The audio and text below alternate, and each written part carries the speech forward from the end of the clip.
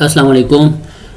पिछली क्लास में हमने फर्स्ट इक्वेशन ऑफ मोशन को सॉल्व किया था और उसकी जो हमने ग्राफ बना के फिर उसको हमने पूरा V F is equal to V I plus A T, ये फाइनल इक्वेशन जो है इसको हम डिटरमाइन कर चुके हैं। तो अभी हम आज देखेंगे सेकंड इक्वेशन ऑफ मोशन। उसके लिए भी ग्राफ हमारा वही लगेगा, वही ग्राफ है। तो उसी को हमने यहाँ पे हमने इसको ओ लिया हुआ था, यहाँ पे हमने इसको ए लिया हुआ था, इसको हमने बी नाम दिया हुआ था, इसको हमने सी और इसको हमने डी। अब यहाँ से लेके यहाँ तक ये सारा जो है ये हमारे पास क्या है, ये हमारे पास वी एफ है। बी डी से लेके सी तक ये जो है ये हमारे पास वी आई है, ये भी हमारे पास वी आई है। जब ये हमारे पास टी है तो ये भी हमारे पास टाइम है। और ये बी डी जो है बी डी, इसको हम ए टी फाइंड कर चुके हैं पिछली क्लास में। तो अभी हमने इसको आगे लेके चलना है। तो देखिए हमने असल में फाइंड क्या करना है, ये सारा एरिया हमने फाइंड करना है। इसको अगर हम गौर से देखें तो ये हमारे पास क्या है, area of this rectangle plus area of this triangle, यानी इस ट्रायंगल और इस रेक्टेंगल के एरिया को हमने ऐड करना है। तो ये हमें लिख देता हूँ, area is equal to area of triangle A B D plus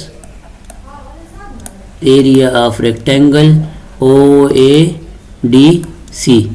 अब देखें एरिया ऑफ रेक्टेंगल जो है ये हमारे पास का फार्मूला होता है 1/2 और लेंथ मल्टीप्लाई बाय बेस।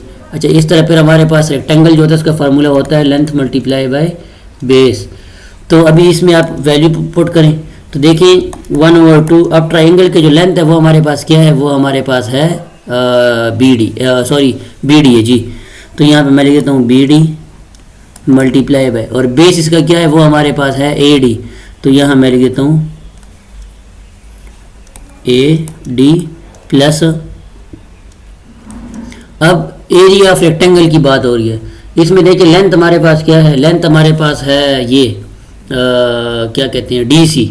तो यहाँ मैं लिख देता हूँ डी सी, और बेस जो हमारे पास है वो क्या है, वो हमारे पास है ओ सी। तो यहाँ मैंने लिख दिया ओ सी, सॉरी ये हमारे पास है ओ सी। अब इसमें वैल्यूज पुट करनी है। तो हम जब गौर से देखेंगे इसमें तो हमारे पास ये है 1/2। बी डी किसके बराबर है, बी डी हमारे पास बराबर है ए टी के, ये है ए टी के बराबर। तो यहाँ पर लिखते हैं ए टी मल्टीप्लाई बाय, और ए डी किसके बराबर है, ए डी हमारे पास ये है, तो ये हमारे पास टी है। तो यहाँ मैं लिख देता हूँ टी प्लस, अब डी सी किसके बराबर है, डी सी हमारे पास क्या है, ये है, यहाँ से लेके यहाँ तक ये वी आई के बराबर है। तो ये हुआ वी आई मल्टीप्लाई बाय, और ओ सी जो है वो किसके बराबर है, ओ सी हमारे पास यहाँ से लेके यहाँ तक है जो कि टाइम के बराबर है। तो यहाँ पर लिख देंगे टाइम, और ये टोटल एरिया जो है इसको मैं किसके इक्वल लेता हूँ, इसको मैं कैपिटल एस के इक्वल लेता हूँ जो कि डिस्टेंस हमारे पास होता है। इसको ज़रा नीचे करते हैं, बस अब इसकी रीअरेंजमेंट करते हैं। तो यहाँ देखें S is equal to half A, और ये टी मल्टीप्लिकेशन हो गई, मल्टीप्लाई हो गई, क्या आ जाएगा स्क्वायर ए टी स्क्वायर प्लस, और ये क्या हो जाएगा वी आई टी।